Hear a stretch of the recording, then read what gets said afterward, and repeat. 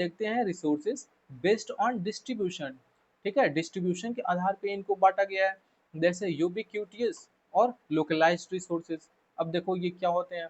सबसे पहले हम यूबिक्यूटियस रिसोर्सेज को देखते हैं। कह रहा है those resources which can be found everywhere on the अर्थ। ये वो रिसोर्सेज हो ये वो रिसोर्सेज होते हैं जो अर्थ पे कहीं भी मिल जाते हैं। ठीक है, बहुत इजीली अवेलेबल होते हैं। जैसे आपका सनलाइट, आप देखोगे अर्थ के किसी भी कोने पे जाओ, अब बेसिकली नॉर्थ पोल और साउथ पोल पे चले जाओगे तो बहुत कम आएगी, बट आएगी हल्का फुल्का जरूर। तो कह रहा है जो सनलाइट होती है ये हर जगह प्रेजेंट होती है। ठीक है, तो इस टाइप के रिसोर्सेज हैं आपके एग्जाम्पल में। फिर लोकलाइज्ड रिसोर्सेज क्या होते हैं। कह रहा है those resources which are generally found only in particular region like minerals. अब देखो लोकलाइज्ड रिसोर्सेज वो रिसोर्सेज होते हैं जो कुछ खास रीजन में पाए जाते हैं, जैसे आपका कोल या फिर पेट्रोलियम कह लो। अब सबसे बड़ी एग्जांपल पेट्रोलियम लो, ये ज़्यादातर आपका मिडिल ईस्ट रीजन में पाया जाता है। आप इंडिया में देखोगे तो हर जगह नहीं देखने को मिलता है आपको। बेसिकली आप असम साइड के आसपास थोड़ी बहुत पेट्रोलियम है, या फिर बॉम्बे हाई की तरफ है, बाकी कंट्री में तो नहीं है। ठीक है, तो ये कुछ लोकलाइज्ड होते हैं। अब कुछ कुछ चीज़ें देखोगे सिर्फ किसी खास प्लेस पे पाया जाता है, तो उनको हम बोलते हैं लोकलाइज्ड रिसोर्स। और यूबिक्यूटियस रिसोर्सेज वो होते हैं जो आपके अर्थ पे पूरे ऑल ओवर द ग्लोब आपको देखने को मिलते हैं। कह रहा है list out three renewable as well as three non renewable resource that you use in your daily to day life. दोस्तों इसका आंसर आप लोग हमें कमेंट बॉक्स में देंगे। ठीक है, क्वेश्चन आप यहाँ देख सकते हैं। कह रहा है कि तीन रिन्यूएबल और तीन नॉन रिन्यूएबल रिसोर्सेज को बताना है जो आप डे टू डे लाइफ में यूज करते हैं। आप जल्दी से कमेंट बॉक्स में उसको लिखेंगे।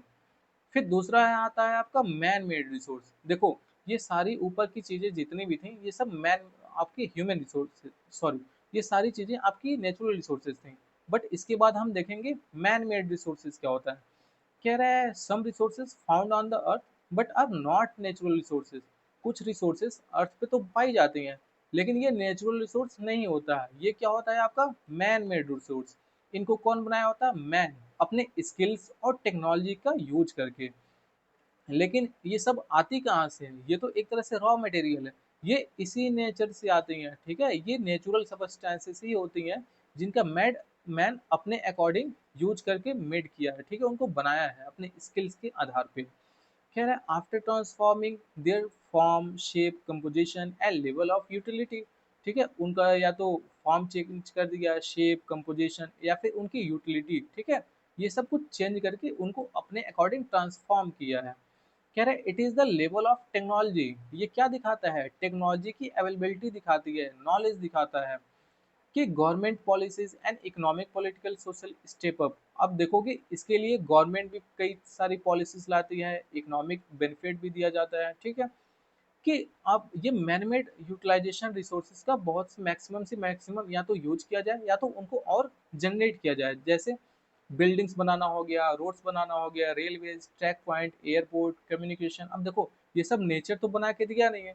ऐसा तो है नहीं कि पक्के रोड्स नेचर बना के देगा, रेलवे ट्रैक बिछा के देगा।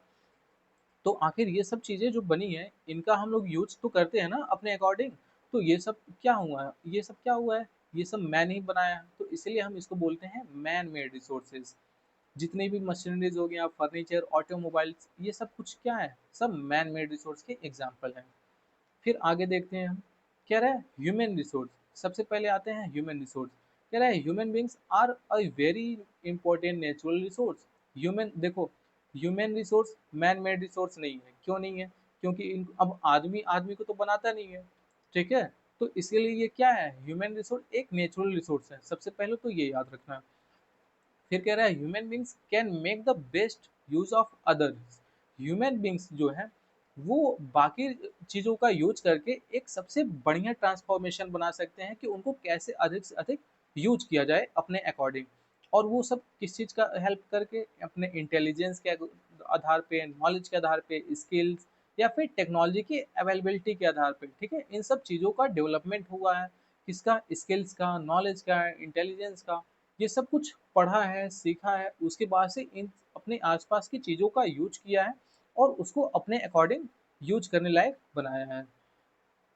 फिर कह रहा है they are able to change natural resources into a range of valuable product. देखो इस लाइन का वही मतलब है जो मैंने अभी आपको समझाया है। कह रहा है moreover human beings are the only resource that have the quality of improving and refining their skills. और इन सभी में एक बात यहाँ ध्यान से देखो, कह रहा है ह्यूमन बींग्स ही एक ऐसा रिसोर्सेस है जो अपनी क्वालिटी को इम्प्रूव कर सकता है या फिर उसको अपने स्किल्स के आधार पे रिफाइन कर सकता है, उसको और बेहतर बना सकता है। This quality of humans have help them create more resources. और ये जो क्वालिटी है ना ह्यूमन की, कि अपने आप को और इम्प्रूव करना और बेटर बनाना, ये और नए चीज़ों को रिसोर्सेज को यूज करने, आप और नए रिसोर्सेज को क्रिएट करने में मदद करती है, ठीक है, which is called human resource development. और इसी को हम बोलते हैं ह्यूमन रिसोर्स डेवलपमेंट। कह रहा है physical and mental both kind of work help in using natural resource. या तो आप फिजिकल वर्क करो या तो मेंटल वर्क करो, ये दोनों चीजें हेल्प करती हैं आपके रिसोर्स के क्रिएशन में। Thus all the labourer, worker, doctor, teacher, engineers and other professionals are human resource. ठीक है, इसीलिए जितने भी वर्कर, डॉक्टर, टीचर्स हो गए, ये सब कुछ क्या है, आपके ह्यूमन रिसोर्स ही हैं। फैक्ट फाइल देखते हैं। कह रहे on the first Earth Day 22 April 1917 the mother Earth had 3.7 billion children. Now we are 7 billions. ठीक है, जब 22 अप्रैल 1970 में फर्स्ट अर्थ समिट हुआ था, आप लोग इसको मैं हाईलाइट करता हूँ, नोट कर लीजिएगा, बहुत इंपॉर्टेंट है, हमेशा एग्जाम में पूछा जाता है। देखो, इस पूरी लाइन को मैं हाईलाइट कर दिया हूँ। कह रहा है कि आप जब फर्स्ट अर्थ समिट देखोगे जो कि सेकेंड 22 अप्रैल को हुआ था 1970, जिसमें द मदर अर्थ, जो अर्थ को मदर कहा गया है यहाँ पे, उसमें कहाँ थे 3.7 बिलियन चिल्ड्रंस थे, लेकिन अब क्या हो गए 7 बिलियन। कह रहा है we have lost 50% of the planet's original forest cover in the last 30 days. सबसे इम्पोर्टेंट क्या है कि पिछले 30 सालों में हमने क्या किया है कि जितने भी फॉरेस्ट थे अपने प्लैनेट्स पे, अपने अर्थ पे, उनका 50% स्टॉक्स हमने लॉस कर दिया। ठीक है, क्यों ये हुआ है, क्योंकि ड्यू टू डिफोरेस्टेशन, पेड़ों की कटाई की वजह से। Agriculture consumes 75% of fresh water used. जो भी एग्रीकल्चर के लिए यूज होती हैं चीज़ें, या फिर एग्रीकल्चर में जो हम इरिगेशन करते हैं, पानी चलाते हैं, वाटर देते हैं, उसमें 75% फ्रेश वाटर यूज होता है। आप जानते हो ना कि 1% सिर्फ फ्रेश वाटर है अर्थ पे, बाकी जितने हैं वो पीने लायक नहीं है, वो सब सलाइन वाटर है, आप उनको डायरेक्ट कंज्यूम नहीं कर सकते हो। फिर कह रहा है the grain in the ethanol that fills SUV tanks can feed 1 person for a year. ठीक है, देखो कह रहा है कि जो ग्रेन होते हैं, इससे जो एथनॉल निकलता है, ये एसयूवी टैंक में डाला जाता है, जो क्या करता है कि पूरे साल एक पर्सन को अकेले फीड करने की इसमें पोटेंशियल होती है। ठीक है, फिर if other nation consume resources at the rate of United State, we did need 6 planets to meet their demand. देखो, जितना आपका यूनाइटेड स्टेट मतलब अमेरिका यूज करता है रिसोर्सेज का, अगर बाकी के देश भी उसी तरह से उतना ही क्वांटिटी में रिसोर्सेज का यूज करने लगे, तो हमको अर्थ जैसे 6 more planet चाहिए होंगी अपने डिमांड को पूरा करने में। ठीक है, तो आप समझ सकते हो कि यूनाइटेड स्टेट इन रिसोर्सेज का कितनी क्वांटिटी में यूज करता है। समझ में आया। फिर आगे आपका कह रहा है कि रिसोर्स का कंजर्वेशन करना चाहिए हमको। ठीक है, रिसोर्स कंजर्वेशन कैसे होगा, क्या होता है, इनके बारे में देखते हैं। कह रहा है increasing demand for resources, resources का डिमांड बढ़ने की वजह से the demand for resources is increasing at an alarming rate. ठीक है, जो रिसोर्सेज का डिमांड इंक्रीज हो रहा है, एक तरह से ये खतरे की घंटी है। ठीक है, due to this the population growth and the development in the technology. और ये सब क्यों हुआ है, क्योंकि टेक्नोलॉजी का हम डेवलपमेंट किए हैं, थोड़ा बेटर बनाया है उसको, और जो बहुत तेज़ी के साथ पॉपुलेशन का ग्रोथ हो रहा है, सबसे मेन रीज़न यही है कि रिसोर्सेज की अवेलेबिलिटी बहुत तेज़ी से कम हो रही है।